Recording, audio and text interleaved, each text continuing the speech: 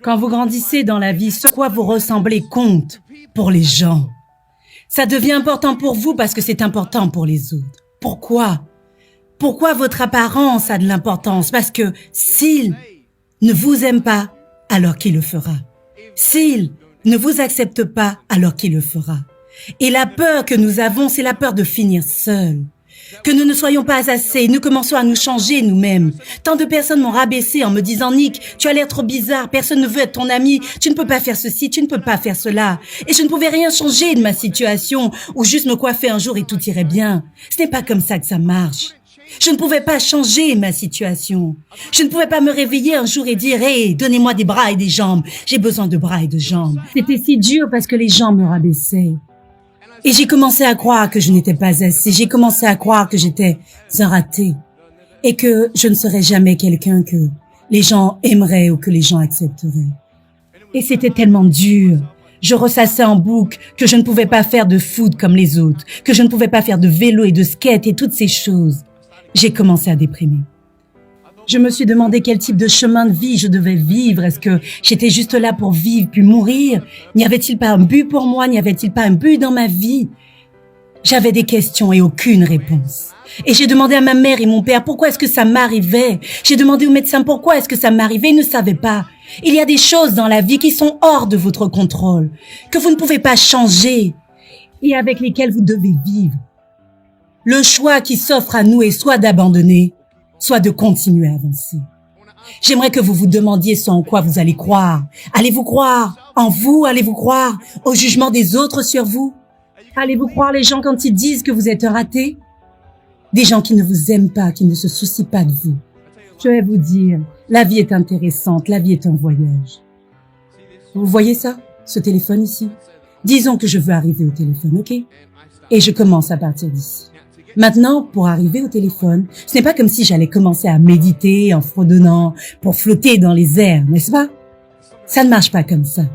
Je dois donc faire un pas à la fois, un pas à la fois, un pas à la fois.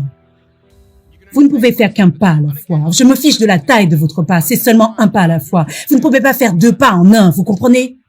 Ça marche de cette manière, un pas à la fois. Et vous traversez des étapes dans cette direction, puis traversez des étapes dans l'autre direction. Donc vous vous perdez en chemin et parfois vous tombez. Mais honnêtement, en cours de route, vous pourriez tomber de cette manière. Vous voyez? Mais je vous le dis, il y a des moments dans la vie où vous tombez et vous avez l'impression de ne pas avoir la force de vous relever. Donc vous mettez une sorte de masque sur votre visage quand vous arrivez à l'école, prétendant que tout va bien, quand ce n'est pas le cas. Et vous rentrez chez vous et vous vous allongez dans votre lit où personne ne vous regarde, où vous n'avez personne à impressionner, où vous êtes vous. Et la peur arrive. Vous savez la peur que vous avez dès que vous franchissez les portes de votre maison. Il y a peut-être un foyer qui se déchire, peut-être que vous avez des doutes dans vos vies. Peut-être que vous ne savez pas ce que l'avenir vous réserve et que ça vous terrifie. Peut-être que vous vous inquiétez de ce que les gens pensent de vous, de ce que les gens disent de vous. Juste que cette peur vous paralyse. Et ce que je veux vous demander aujourd'hui, pensez-vous avoir de l'espoir?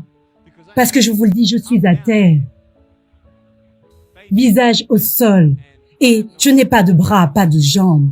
Cela devrait être impossible pour moi de me relever. Cela devrait être impossible pour moi de me relever, mais ce n'est pas le cas. Vous voyez, j'essaierai 100 fois de me relever. Et si j'échoue 100 fois, si j'échoue et que j'abandonne, est-ce que vous pensez que je me relèverai un jour? Non. Mais si j'échoue et que j'essaye encore, et encore, et encore, tant que j'essaie, j'aurai toujours une chance de me relever. Ça fait sens pour vous? Et ce n'est jamais la fin, tant que vous n'avez pas abandonné. Et juste le fait que vous soyez ici devrait vous convaincre que vous avez une nouvelle chance de vous relever. Il y a toujours de l'espoir.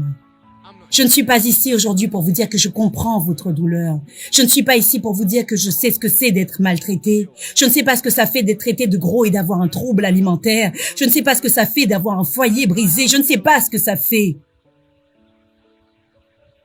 Mais je sais ce que ça fait d'avoir le cœur brisé. Et je sais ce que ça fait d'être seul. Et je veux que vous sachiez que j'ai trouvé ma force en Jésus-Christ et que vous allez trouver votre force dans ce que vous trouverez qui vous anime. Mais je veux seulement que vous sachiez que ce n'est pas la fin. Ce que vous allez devenir a de l'importance.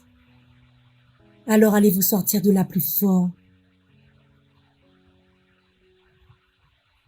Et vous trouverez cette force pour vous relever comme ceci.